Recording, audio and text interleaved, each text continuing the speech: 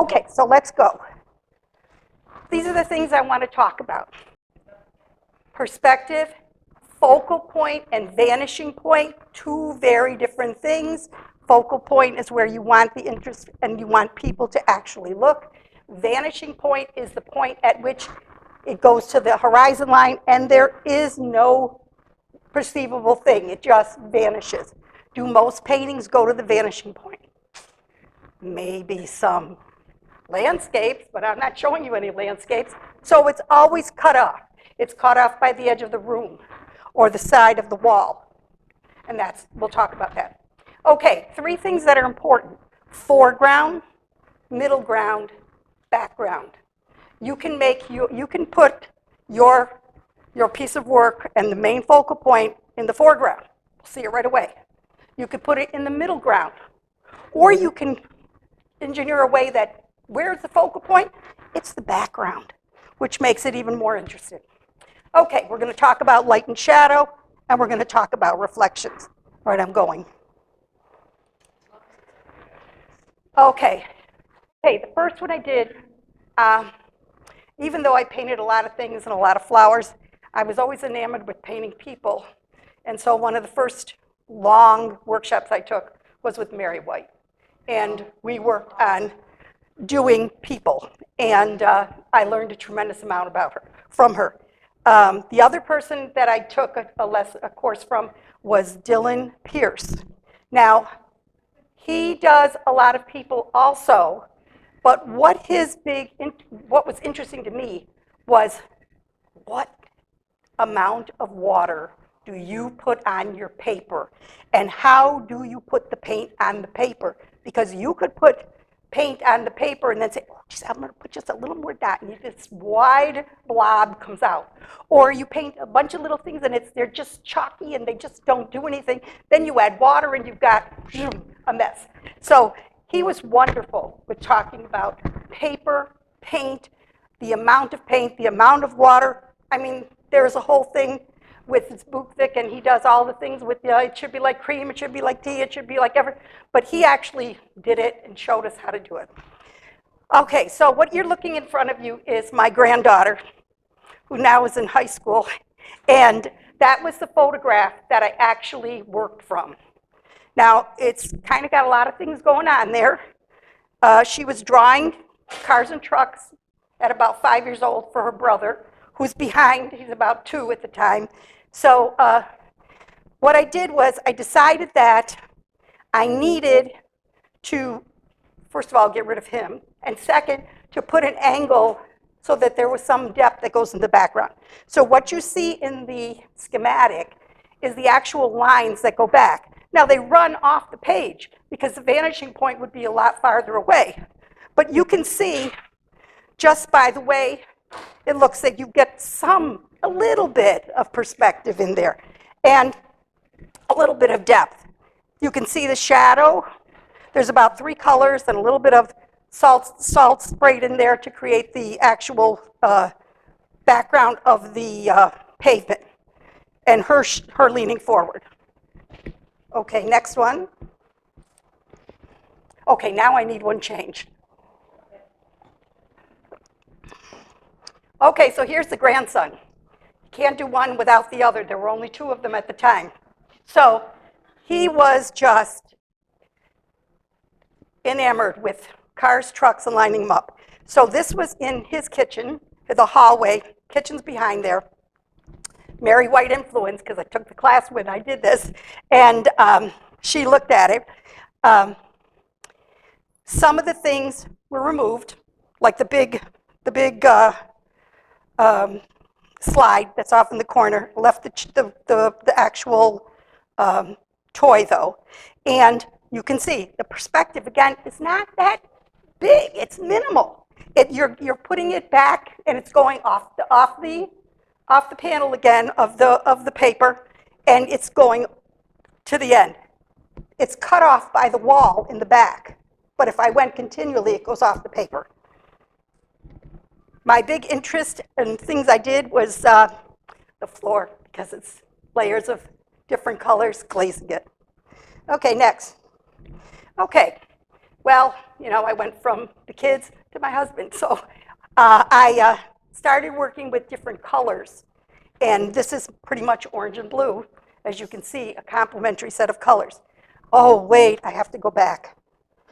First painting. Let's do this. First painting. Foreground. Middle ground, where all the action's happening. Background, a few things behind it. And holding true to that, foreground. It's the shadows on the front. Middle ground, it's the people in the cars and the trucks. Background, pretty much diminished and faded out. So in both of those, I'm using the middle ground, which is probably where most people end up painting, is the middle ground. Okay, now we can go. So I've got my husband. If you decide to do that again, give me a heads up so the camera. I'm sorry. Okay, so now I've got him in the foreground. He is front and center.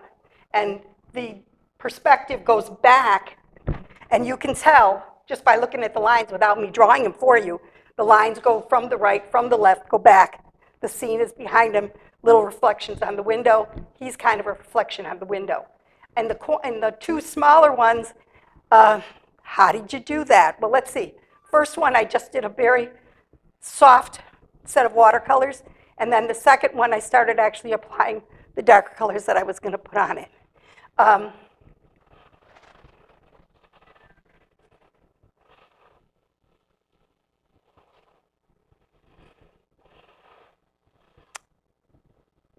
It was an interesting painting for me because I was drawing him, but I was also drawing reflections. So that was a new interest and a new twist I put on it. Next one. Okay. Oh, now I remember what I was going to say. This one is from Cortez during the pandemic. It's a set of boats. Without me drawing the lines, you can see that the boat in the front is actually going back toward the other boats and the birds. Let's see now, where is the focal point? What do I really want people to look at? Well, the boat in the front is interesting, but the boat in the front is at an angle that puts me back to where all those other pelicans are and the boats in the background. Now, I did kind of play around with the actual drawing and simplify the background because God knows there's enough boats that are there in Cortez. And again, it was more of a limited palette when I did it. So, foreground, it's the water, the bird, beginning of the boat. Mid to background is the pelicans and the boats off in the distance. As you can see, when I did it, I started with a light color on the top and on the bottom. I just had to get that shadow in by that boat to like set the stage for myself. And then I started to add more pieces with details. Okay. This one is the actual conference room where my son worked in Chicago at the Mart. And I walked in there and said, wow, this is great. It was like 4 in the afternoon. There was still sun. If you look at the actual photograph in the corner, it's pretty gray, greenish, and you can see the little bit of the light on the building. And then there's this steel frame, and then underneath it were these big, huge lights and the conference table below it. So I just changed the colors a little bit, and I put it together. Now, where did I really have to spend my time? Well, what you see in this schematic is the actual frame, the framework of the rooftop. So foreground are those big lights. Middle ground are those angled beams that come down. And in the background are 3 sides of a building. So it makes the whole painting much more interesting. You're not just seeing some lights with a glass with a wall. You're actually seeing more three-dimensionality. Oh, painting of a number of people going to see an exhibit, and the samurai was the main attraction. And if you look at the schematic, the drawing going backward is the line that would continue. It would be stopped by the wall way toward the back, way back where the small amount of people are. There's also another perspective line that kind of goes off from it, and that perspective line is the people. They're really quite in shadow, and they go back, and there's right back to a small number toward the back. Okay, so we have the foreground, which is actually is the floor, the reflections on the floor. We have the middle ground, which are the people, as they go to the background, and then where does it all end? Well, it ends with the samurai at the very end. So the background is where I'm trying to get people to all go to look at.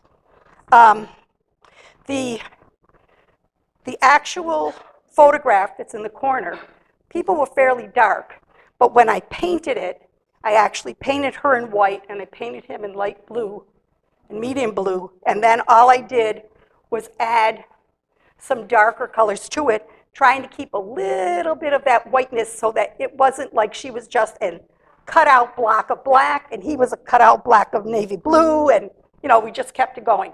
And the same thing with the people in the middle ground. I tried to give them a little more life as they're going back. Now, Ron asked me about the reflections, and I really do like doing reflections. And how do I do them? Well, first of all, I put a very light, flat amount of color on that I really want. Like very pale yellow was the background color that I started with. And then I started to actually build up the color. Now, if you just paint and you put that paint on, it's going to be fairly thick. You don't get that reflection. You don't get that softness. So I put the paint on, and then I wait about 5 minutes, maybe 10, and then I take my ever-popular spritzer, spritz off one side, and let that drain down so that I start to get that effect of the actual reflections. Okay? You can always go back and put in a few little lines for the actual tile that was there, and there you go. So was dry painting dry on wet, or was it wet on wet? The reflection? No, it was dry. It was wet on dry, and then swoosh. Okay, so I did go more technical. So this is a hotel lobby early in the morning, and if you see the schematic, this actually goes back to 1-point perspective. Everything is bringing you back to 1 point. The actual photograph of what I took is on the bottom. It's a little intense. There's a lot there. I wouldn't want to keep in all of that stuff because it almost takes away from what you're actually wanting to do. You want to get that easy, soft feeling for the morning, the light coming through the windows, and all of the detail on the other 3 sides. Okay, so we got the foreground, which is the actual floor. How did I do it? Same way. I put the light color down, then I put a little bit more color of a little bit more intensity, then I took my squirter and went pss, pss, pss, and it ran down, it softened it, it made it look like there really was a glossiness to the actual floor. And then the details are all in the, actually the main interest is the lobby, the back of the lobby, so that's middle ground. And then you're also getting that going back from the top, all of that detail on that fabric panels that they had going all the way to the front. Again, basically I'm using blue and orange, so I'm really limiting my palette. I think if I used, actually the photograph's kind of limited too. If I used a lot more of the other colors, I think it would have distracted. Okay, all right, I've got one more. Oh, here we go. How did you paint that? Well, here you go. Here's my first one. I just blocked in some of the blues and yellows.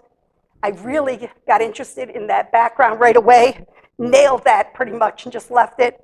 Then I went down farther and added a little more color, start really working on the color for the floor. There's my very basic beginning. And then the third one that's bigger is a little more farther advanced because it's got the top. Okay. All right, let's move on. Okay, this is the other end of that same building, believe it or not. I started to get into this blue color and went, I love this blue color. Now, I guess it's not for everyone, but this one is called Wine Bar, and the people in the bar are at the end. They're in the back. They're a small amount of people. They're bobbing their heads. They're eating, whatever. There's a guy who's coming in from the pool area, and he's coming in for a drink. And there's a couple of people at a bar off to the side. So what you're seeing is action, sedate, in the background.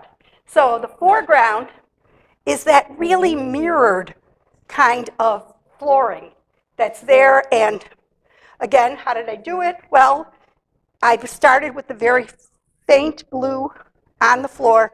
I don't use mastic very much, but I did put a little mastic on there because I really wanted the marquee to be a real reflection on the floor because it was just standing out. And some of the reflections from the parts of the area near the bar were reflecting back. I really liked that the railing that was on the edge by where all the people were reflected very nicely onto the floor with the yellow area, and then I did all of the top area. So you can see a little bit of the layers and then the finished product. That one, yes? You said I don't use magic. No, I said I don't use mastic very often. Mastic, to put the white area on my painting before I paint. Mastic. I guess so, maybe, I will, I don't know. Yeah, very few things. The lights, the board, the little bit of the stem of that, the top of the sofa that's up in the front. Everything else I just pretty much painted as I went along. Okay. Okay, so here we go. Here's the painting that I'm going to be doing for you. You will see the beginning, the middle, and the end. This is it. I blew it up. This is what I usually work with, 5 by 7. On the table. Light on the table. On the table it comes. Oh, sorry. Okay, can you see it now? When she fixes it. Oh, okay, there we go. All right, so it's a picture of St. Pete, a couple blocks from the Imagine Theater with glass. And actually there was nobody there because it was raining and it just finished raining and the sun was starting to come out. There was a couple way in the back. Okay, so what I usually do is a 5 by 7. Then I put my basic grid over the top. Ron suggested maybe you might not see that well. So this is an 8 by 11. Now, here's the deal. It's perspective. If you want to put it down, oh, sorry. It's perspective. So that means that, there, how's that? Better? A little bit out a little. Okay, thank you. And if you want it to look like this when you transfer it, you really have to do it in the right proportions. So if I have a 5 by 7 picture, then if I double it, it's 10 by 14. If you want to work in 10 by 14, great. You want to go 2 inches bigger, then you're going to go 12 by 16. You get my drift 3 times, it's 15 by 21. It's pretty much the size of the half sheet of paper. So that's my gauge of what I do. Okay, so here it is. I have one here, so I'm going to draw it for you, and as I draw it for you, you can see how this works. I use 2 things, a ruler, and I love this because it's clear, so you can see where you're putting the lines, and you can move them around. It's not like I put this down and I go, oh, what's underneath that? Is that really where I wanted it to go? But I don't have to worry about that if I use this. Okay, so, is this all good? Got to bring it down a little bit for me. How's my time? It's 12:31. Okay, we're good. All right, great. All right, so here it is. I drew some of this lightly because I don't want to have to spend way too much time.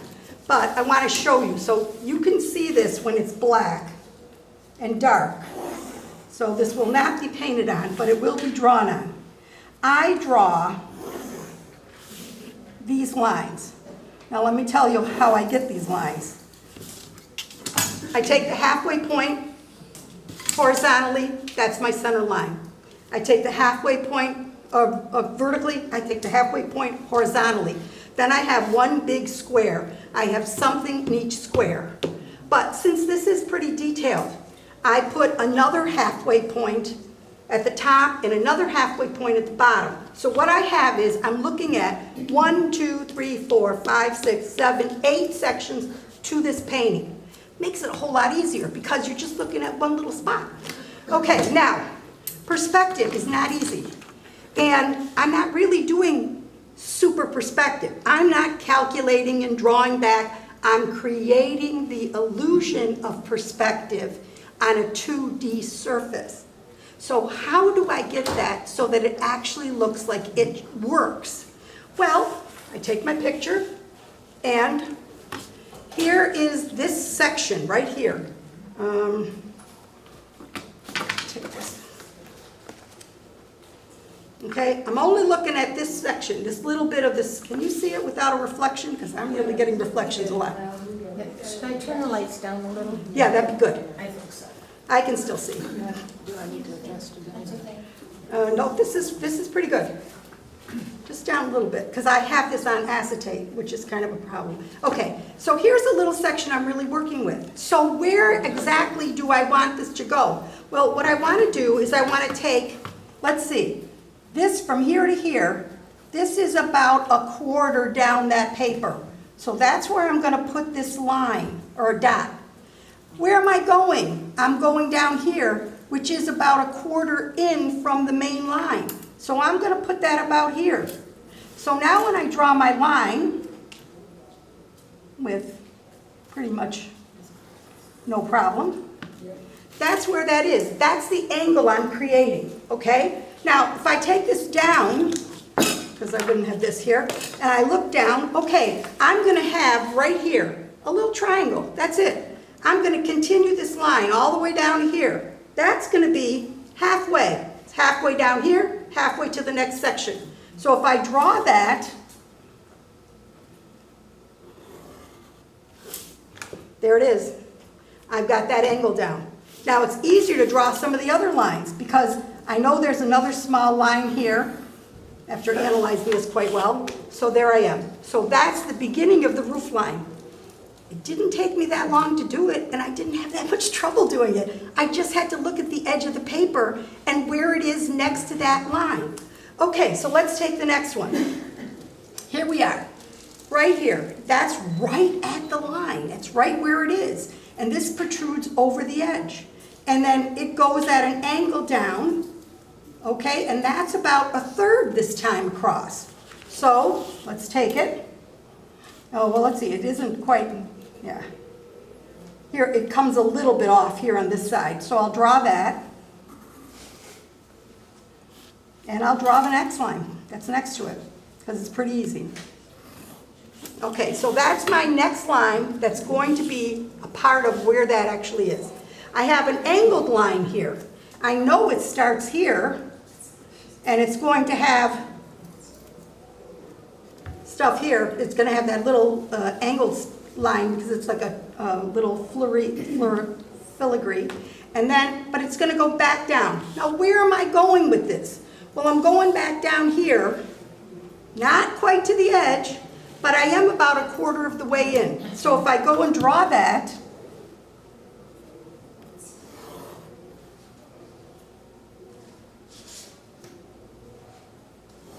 and you can see the problem if you're going, I shouldn't go long, I should go with the little one. There we go, that's better. And then it has an edge to it because it's three-dimensional. So there it is. This has an edge to it because it's three-dimensional. So there it is. I'm going to need to draw lines. I'm going to use this one as my guide right here. There's a little bit of an angle and it goes straight out. So I want a little bit of an angle, goes straight out. Okay. There it is. And I can layer all the rest of them as they come down. I have a vertical that's coming here down. It's also in perspective, believe it or not. Oops, a little longer. Okay, there are rocks and things that are here. There's another beam that's here. Before you know it, you're looking at this going, hey, that looks pretty good. Okay, let's get the rest of this. I'll do this quickly because there's your angle. I'll say, wait a minute. Yes, there's your angle, and it's about 1/3. I got 2/3 left, so I want about 1/3. Which line? Oh, yes, I got it. Okay, here we are. Okay, so you get my drift on that. I'm going to put the end of this, the cap on it, and the cap coming up. Okay, let's do all of those umbrellas. 1, 2, 3, 4, 5 umbrellas. Okay? If I was going to draw them, since it's 1-point perspective, it's all going back in that one direction. And I look at it, okay, here it is. Here's the top of it, almost to the edge there. So I'll line it up there. It comes down here, almost to the edge here. So this is the line that I want to be drawing on. And then on below it, again, this is the angle I want to go. It gets smaller as it comes here. So then, because of that, I can carefully, let's get this carefully drawn, draw the edge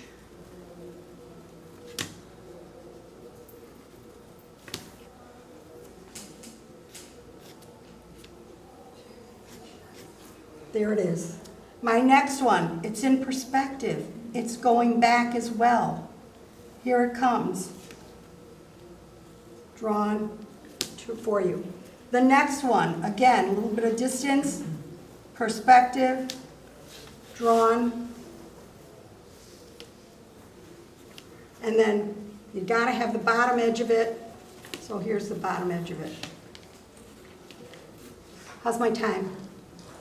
You are at 12:38, so you still have almost a half an hour. Okay, great, great, great. Okay, so now the minute I start adding things, like I start adding the pole that comes here, or a pole from behind,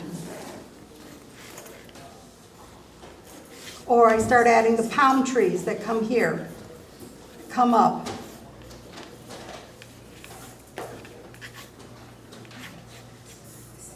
Now I'm starting to actually get what I really, I don't think I brought my eraser, that I really want to do. And then the bottom, let's do the bottom. Here it is, it's going this way, so I've got here, coming across to here, stopping before the edge. So there we go, straight across the bottom. I'm going to do this edge here that comes back. And here are my lines. Let's see, that's up a little bit.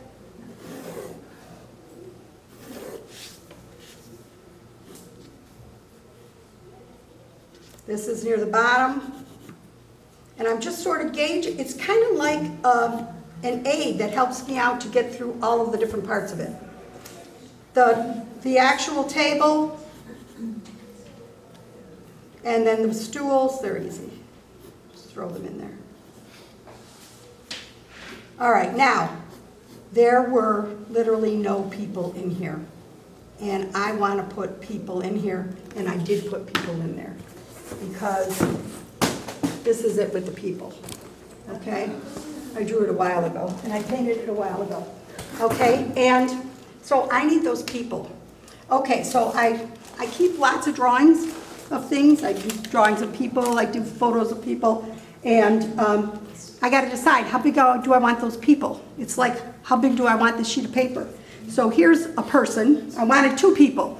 I didn't want them to be a couple because I have 2 little people way in the back here. They are a couple. I don't need another couple. I also want to elongate it so it goes back. I want the focal points to be here and I want them to go back. So let's see. I started with this person. I put that person down. Okay, she looks kind of like a midget, but okay. Then I did another one, put them down. Right here. I looked at the 2, I thought, she looks like a child. He doesn't look big enough yet. So, and would he be walking alone in the rain? No. Okay, so then I did a much larger version, same person, and I decided, where do I want them in my picture? Well, I could put them way down here, but really what I wanted to do is kind of like overlap some of the things that are in the background so they really look like they're in the foreground, okay? And then I want to put him, but I don't want him to look like he's out to get her and he's about to attack her. I want him to look like he's just walking behind her and eventually he'll pass her. Definitely stalking. No stalking. So, but I also thought maybe a little overlapping would be good there too. Okay, so this is what I really want. So I looked at that and went, yeah, that works. So now, what is it on here? Basically, when I'm ready, and wouldn't you know, I picked the one that doesn't have the roll. Okay, I would put the tape here. Oh, let me use this tape. And take my time. Do the one that's most important first. Who's more important, the boy, the woman, or the guy? The woman, because she's going to set up the whole thing because she's the one that's fixing my background. So I'd put her in.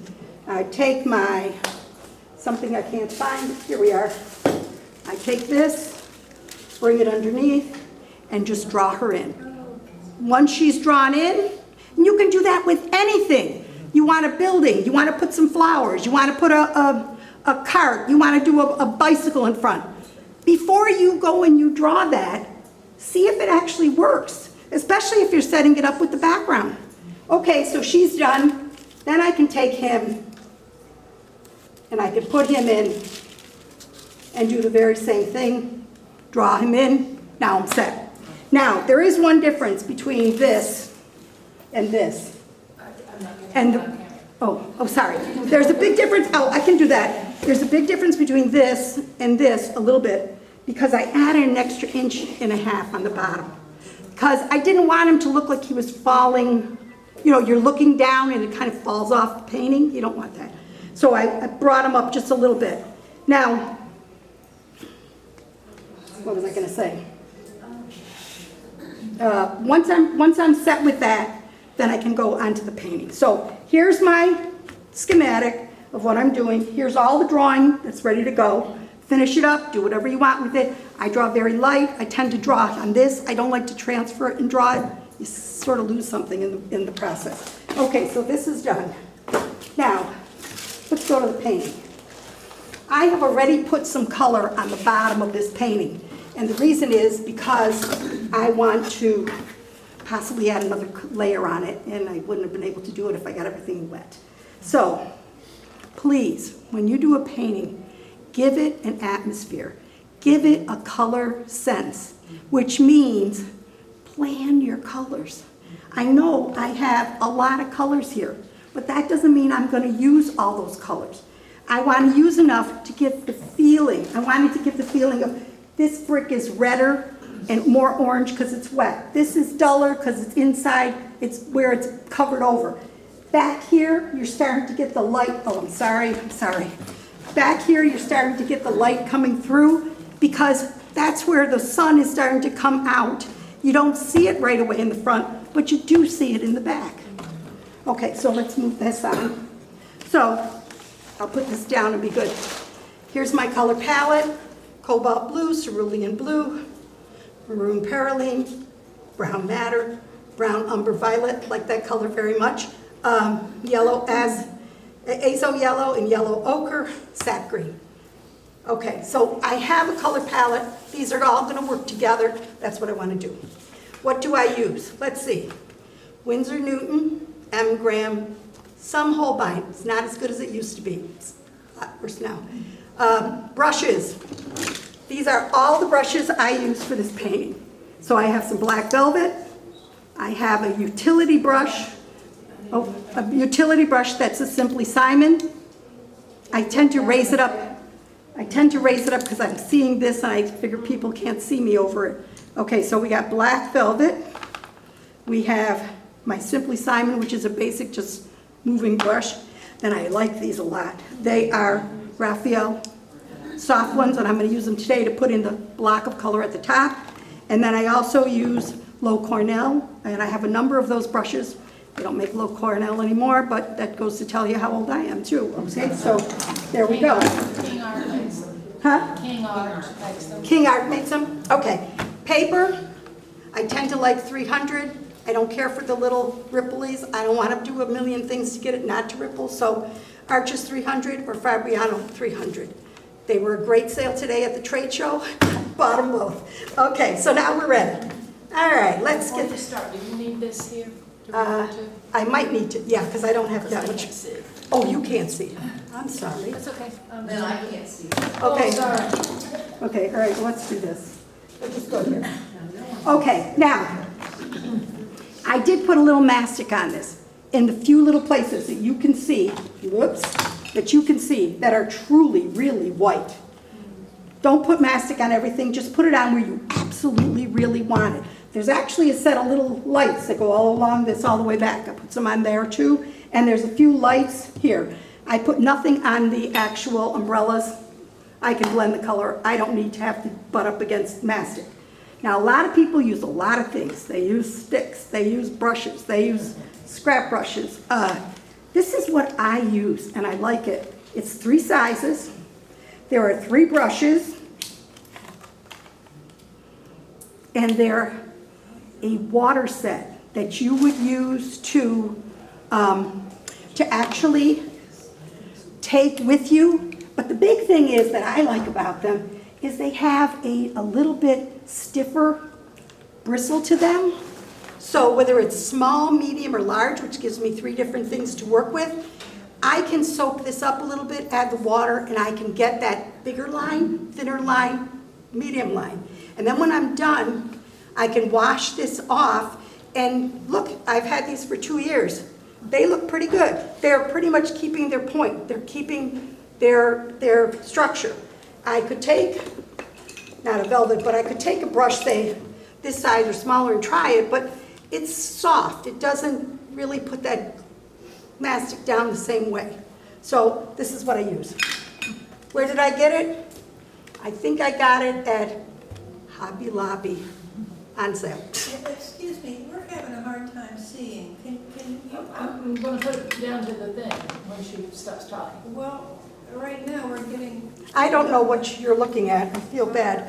Can I show you the brushes again? You know exactly what they're looking at, right there. Yes. This screen here. Okay. All right, so there's my brushes in 3 sizes. They come in a pack that looks like this, and that's what I tend to use, and I think it works great. It might not work for you, but it's just a suggestion. Okay, so now, sometimes, this is my palette. Spritz it. And I'm ready to go. I also use plates. I get them at Goodwill. I buy them white. Some of them I get, whoops, I gotta put this, I'm sorry, I really don't know what I'm doing. I'm trying to be able to show you, but I'm better here. I buy them at Goodwill, and sometimes they're just like this for one color. Sometimes I buy the ones that are like the big platter that you would put the different things like your carrots and your celery and your whatever, and they kind of have a little bit of a deep well, and then in the middle they usually have a big section if you were going to put chips or something. That's great. I put my colors in the ends, and then I put all the blending in the big section, and it works great. This is really good. I really like this kind of a surface to work with. Okay, so let's go.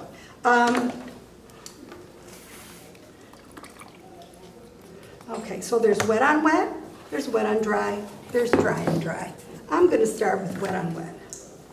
So I'm going to, Is the Zoom okay? I think it is, yeah. I'm going to turn this upside down so you can look at it. And what I'm painting is this section right in here. I've already put mastic on a number of the sections. Can everybody see? Does it all work? Okay.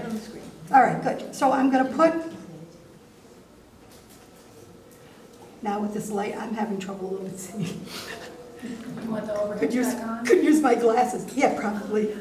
Nancy, can you put the overhead back on? All right. So I'm going to do this. I'm going to put my water on. Okay. Now there's watering your paper and there's drowning your paper.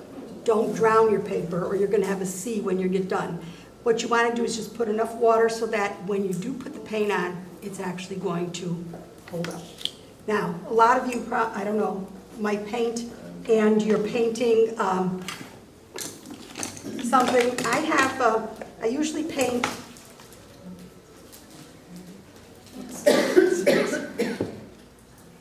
usually paint some layers underneath.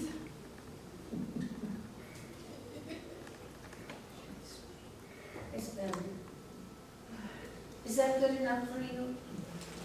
Yes, it's fine. Is it better? Okay. Fine. Thank you. You're welcome. Okay, so I'm going to start a little warmer, and then I'm going to go darker. I'm going to go darker in the end back here, and I'm going to give it a little bit of lightness here.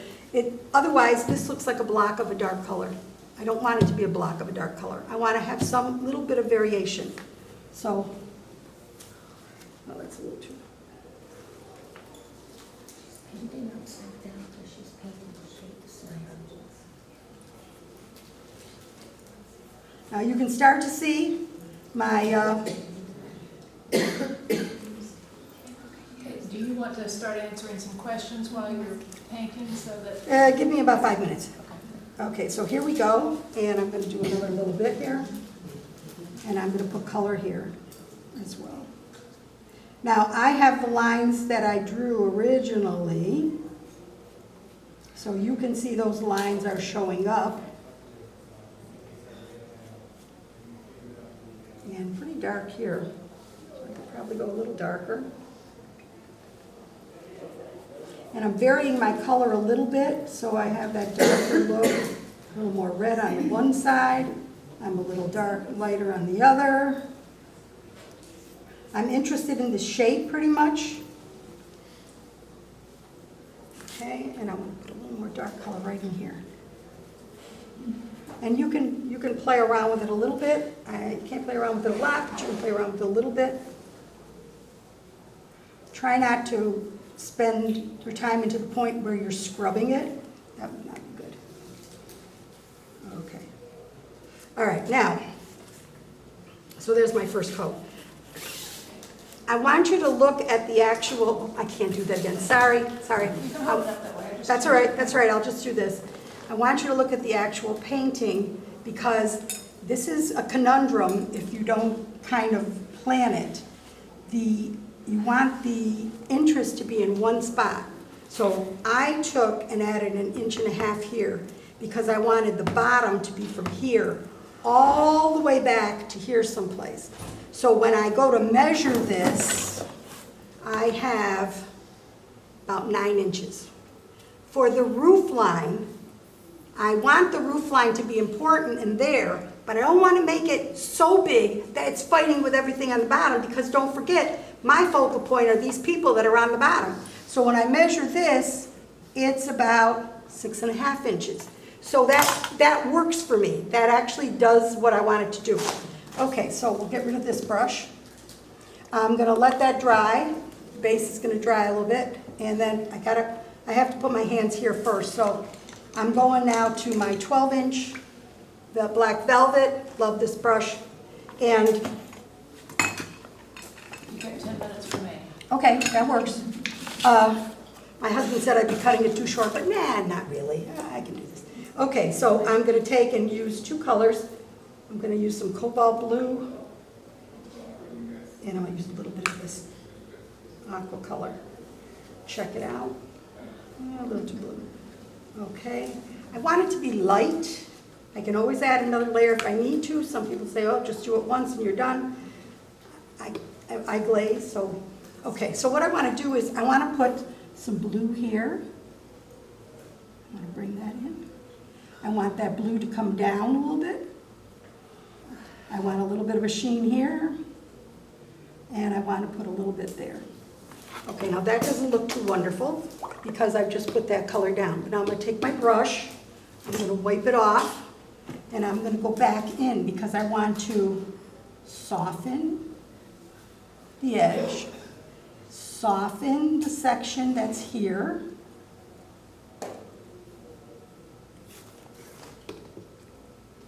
and I want to soften this edge.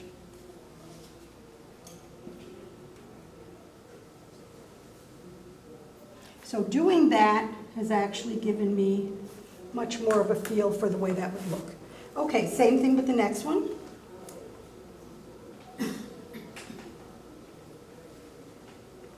Okay, put this down. And a little bit here. A little water. Play with this down here. Okay, and these others are almost white, so there's very little that's going on with them. Okay, so there is my set. Green. I'm just going to throw some greens together.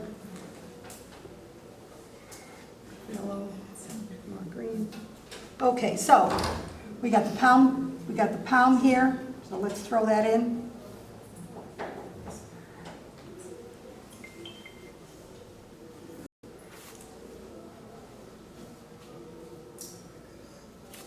A lighter up on the top. Oops, too much yellow.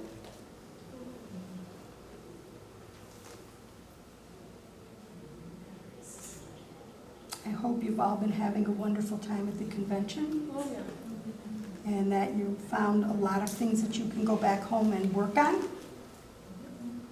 and work with.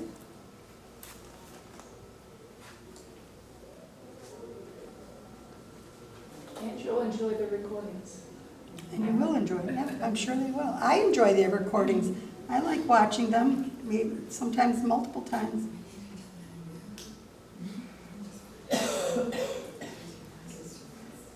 So I'm actually starting to build in and do the, so I can now show up, it's almost like negative painting because I have those umbrellas, but the umbrellas are white, and now I'm working on doing the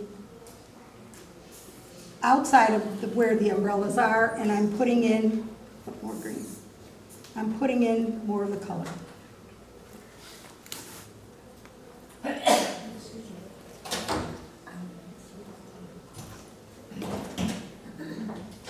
Be darker.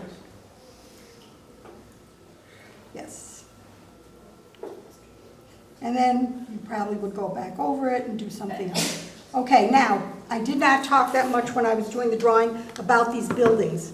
And it's the same kind of thing. Lots of time, in fact, pretty much for the buildings I did do, I just kind of winged it, believe it or not. I just put a few lines going down, and then I said, okay, well, let's do those actual sections. That would be that part of the building, because it was darkened toward the back. And again, they're being drawn like I drew them with the grid. There. So as I build them up,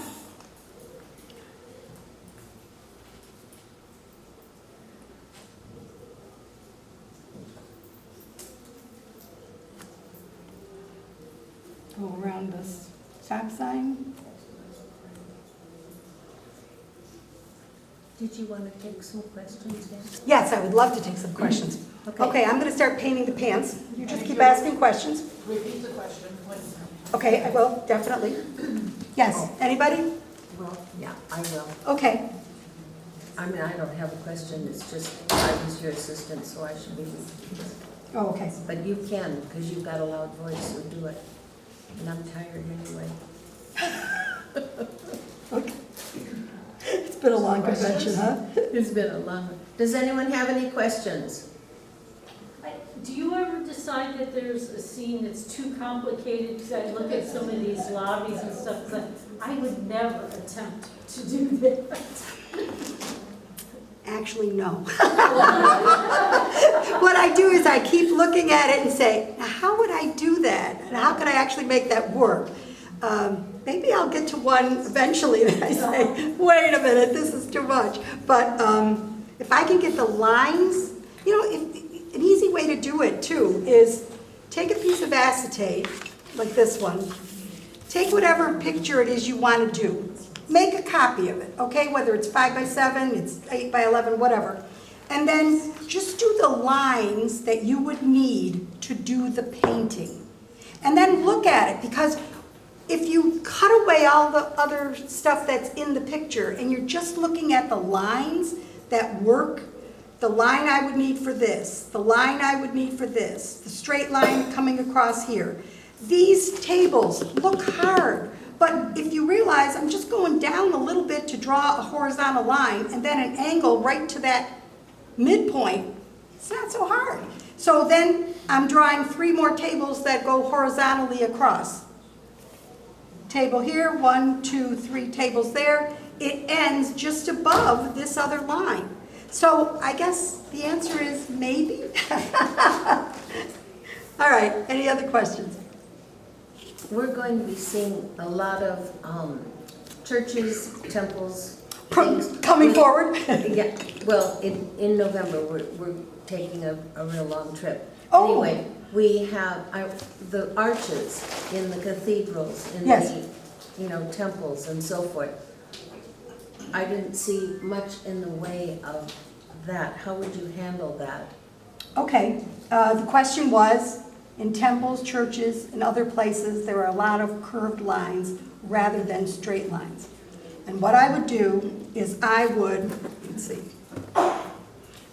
first draw the top, the very top, the middle top of that section. Okay. Then I would draw another line where the curve ends and it goes straight. Then I want to know how wide it is.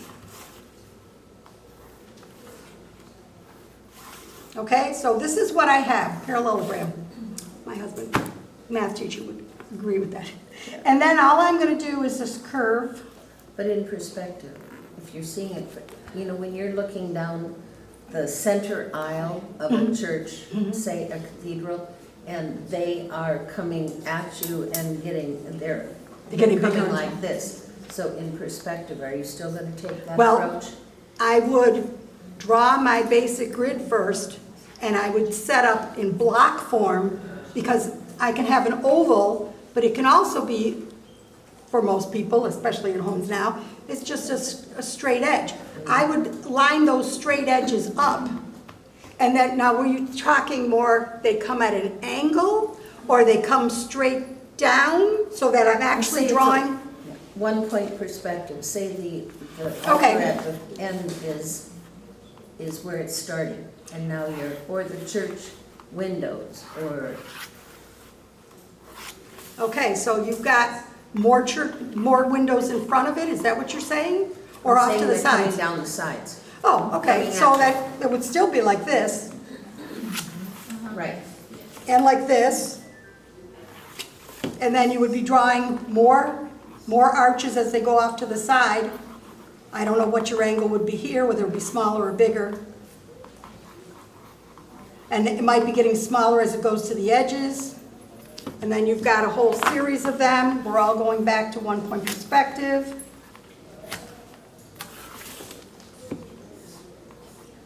Columns. Okay. That make sense? Okay, we're at time. Yep, it is time. I hope it helped. It did, thank I you. hope what- Deborah. I hope you can do something kind of thing. Try it with something simple. Take whatever you want to be your focal point and think, what can I add that would give it a little pizzazz, that would have a perspective bend? Thank you. Thank you.